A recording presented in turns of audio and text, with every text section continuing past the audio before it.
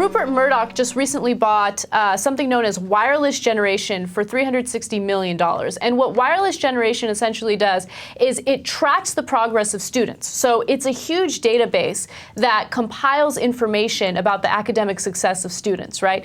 And basically, school districts are encouraged to use this software in order to know whether or not a student is excelling or needs help. So the software itself makes sense. But Rupert Murdoch ends up buying it. So why does he want to do that?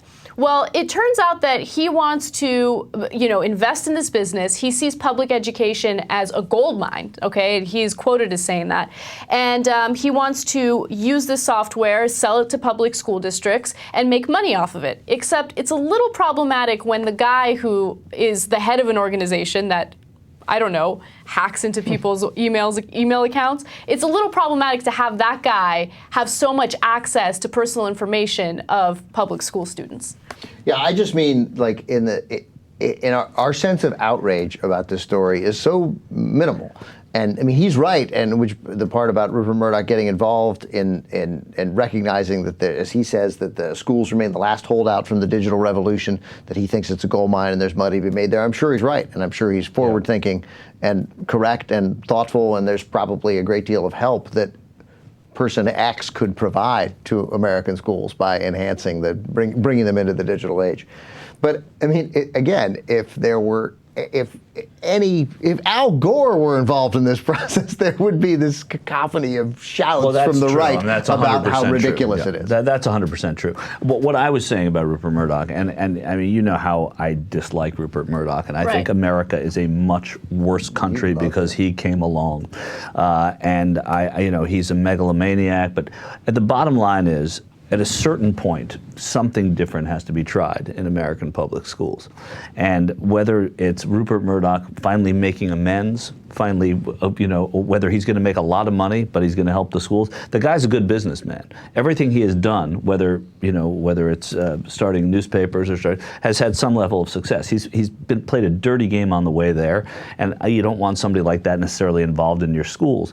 But so I'm very uncomfortable. I'm not defending him. I'm saying though that you need somebody like this, somebody who's forward-thinking, like Ben just said, who could look at what's going on in our public schools and say it's a disaster, and they need to catch up, not just to the world, but they need to be up to par with what they used to be in this country.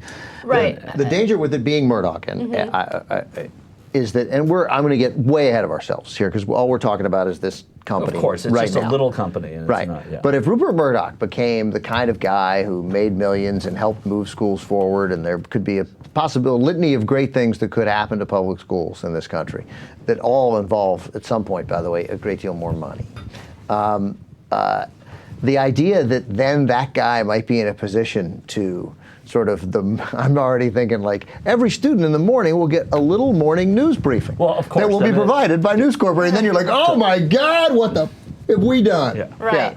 Yeah. I think that there are other potential issues with kids, this. I'm Megyn Kelly. Here's what you need to know today. Disaster. No, there are obviously other issues involved in this because you have Rupert Murdoch who has access to all of this personal information for students, right? And you got to keep in mind the most important aspect of the story is that Rupert Murdoch is not in favor of public education. He's in favor of privatizing education, right? So what could he do with this information? He could take it and he can have his reporters skew it in any way that he sees fit. Okay, so all of a sudden you have Fox News interpreting this information and this data and saying, public school systems don't work. Look, we have this information from Wireless Generation that was compiled by Rupert Murdoch, and it indicates that public school doesn't work. Yeah. And then it will be another tool for the GOP when it comes to privatizing education. So there are definitely some issues with this. Indoctrinating, as Ben said, indoctrinating young kids into believing what Rupert Murdoch's. But forever, or not forever, in the past 20 years, whether it be Chris Whittle with his Edison schools and other people with charter schools in New York, whether it's ministers and others,